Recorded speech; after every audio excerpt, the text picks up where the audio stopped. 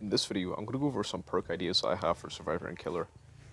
Just for the sake of the argument, let's assume that the game's in a much better state than it already is, which some of these perks, if you added them now, might just be too oppressive. But we're going to assume that some things are fixed in the future, gens don't fly as fast as they do, loops maybe aren't as strong, some killers just aren't as oppressive, just, to make it a bit more interesting. So my first perk idea is a perk that allows survivors to unblock a block generator once per trial. So basically how it's going to work is you put on the perk, and when you stand next to a block generator, you're able to press a button, which then just unblocks the gen for, forever. It can be reblocked, say it's Dead Man Switch, and you use it to unblock it. If the killer uses Dead Man Switch again, it can still be blocked. It doesn't make it unblockable. But it says Corrupt Intervention. If I spawn in, I can use this perk to unblock that gen and actually work on it. I think this would be a really cool idea. I think there's enough perks in the game now on the killer side that block gens. It used to just be like Corrupt Intervention, but then it was Deadlock that was added, and then Dead Man Switch got buffed, and there's Thrilling Tremors, there's all that good stuff, and there's probably going to be more to come. So I think a perk like this would actually work, and it would actually still be pretty damn popular.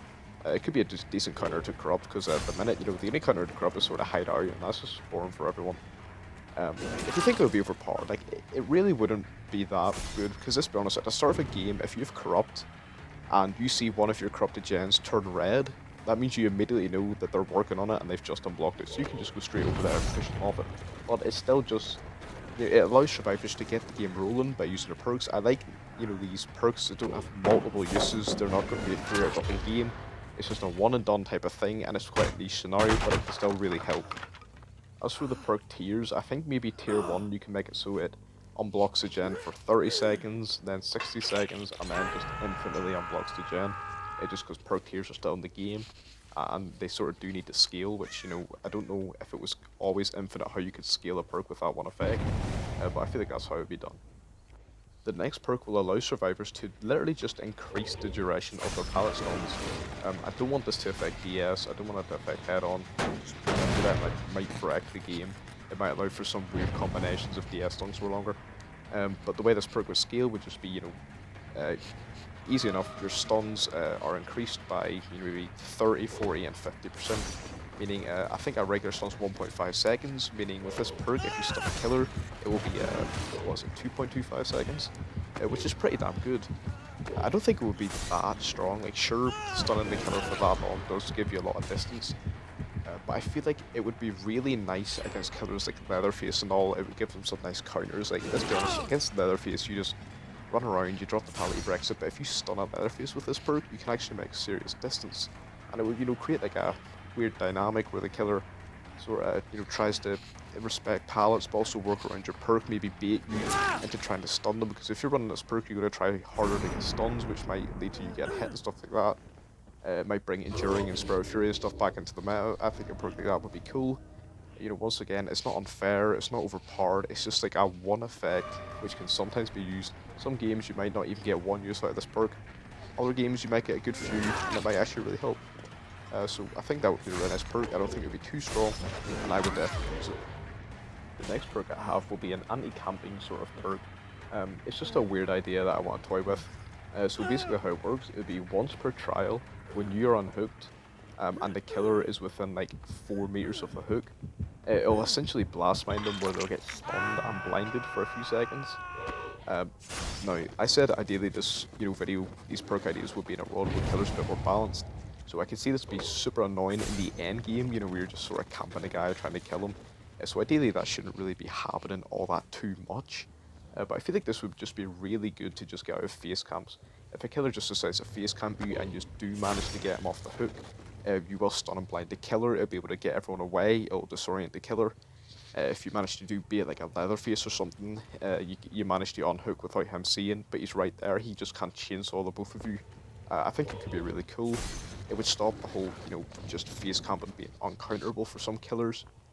And I do, once again, hope this is in a world where killers don't have to face camp, but if they do choose to, you can run this perk and basically have a get out of jail free card. Combine it with DS and stuff like that, you basically can't be camped or tunneled. Now on to the killer perks. I want to focus less on gen regression perks and more just other types because I find gen regression perks to be quite boring. I mean they are completely necessary, but it's not really fun to hear about gen regression perks, is it? It's not very interesting. And we basically already have the limit. It's basically just different ways to apply some sort of percentage regression or increase the rate of regression. So we'll just do some actual interesting perks. So my first idea is a perk that increases your movement speed by 0.5% every time you break a pallet. Um, so the idea of this is to basically just make it so if you're in a really pallet heavy map like the game, you're actually rewarded for getting rid of pallets. I feel like a lot of the time when survivors just pre-drop pallet after pallet and just get the gens done, the killer can't really do anything about it. But this perk would actually punish them for it because if they drop 6 pallets on you, you actually now move permanently 3% faster. And if you keep going and going, and let's say by one gen left, you've broken maybe, I don't know, 8 pallets, now you've got 4% extra speed, which can really help.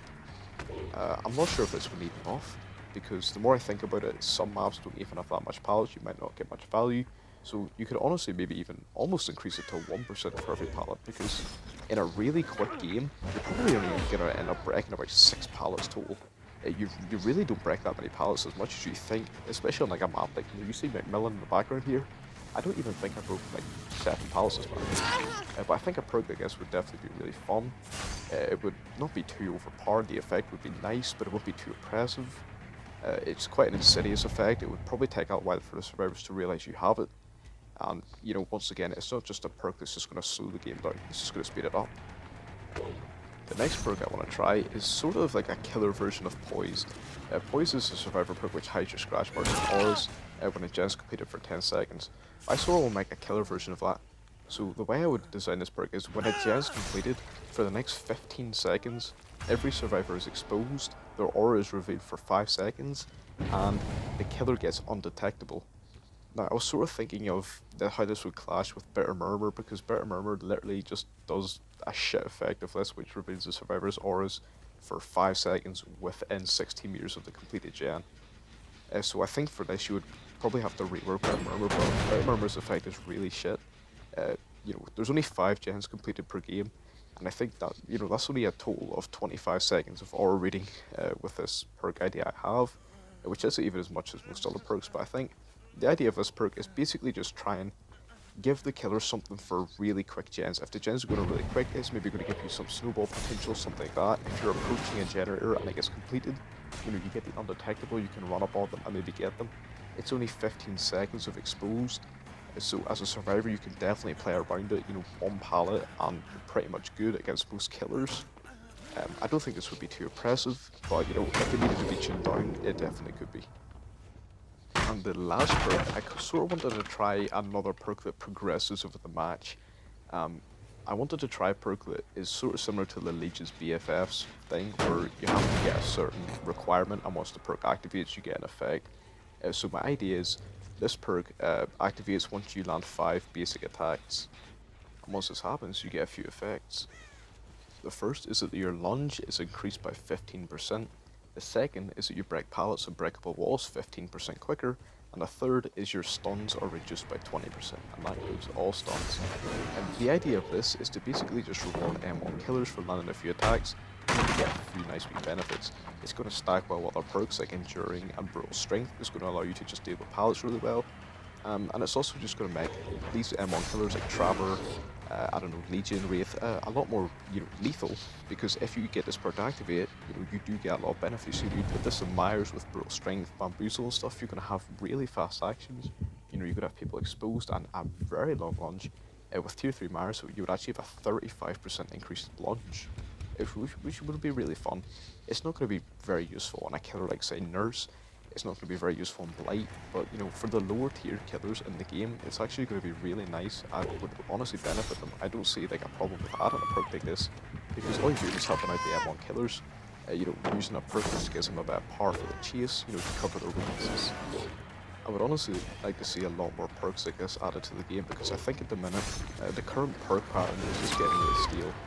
For killers, it's basically just a gen type regression perk, maybe some sort of aura reading perk, and then, an obsession perk or a hex perk, which usually is pretty negligible effects. I want to see more perks that have to be built up. I like perks like chasing perks. It's things that increase your speed. Stuff with unique effects. I want these to be in the game. Uh, but I also want it so you can actually run these perks if they were in the game. I wanted to make it so you don't have to run like gen regression perks every match, and a bit more variety. Because if you started adding more perks like this, and then maybe find a way to slow down the gens, you would just see so much more perk variety, and it would just be so nice, and it would really bring up a lot of these lower tier killers. A lot of the perks I mentioned that increase the movement speed and lunge and stuff like that would be an absolute godsend for killers like Myers and all, because it would just make them so much more lethal and cover a lot of their weaknesses. But that's all for this video. There will be more. I'm not uploading much these days, but busy enough. But I don't think any of these perks are overpowered or underpowered. I'm sure someone could be tuned. Make sure to tell me what you think, because I'd like to hear it. And maybe I'll make a part 2 one day, because I do like giving out perk ideas, stuff like that. So thanks for watching.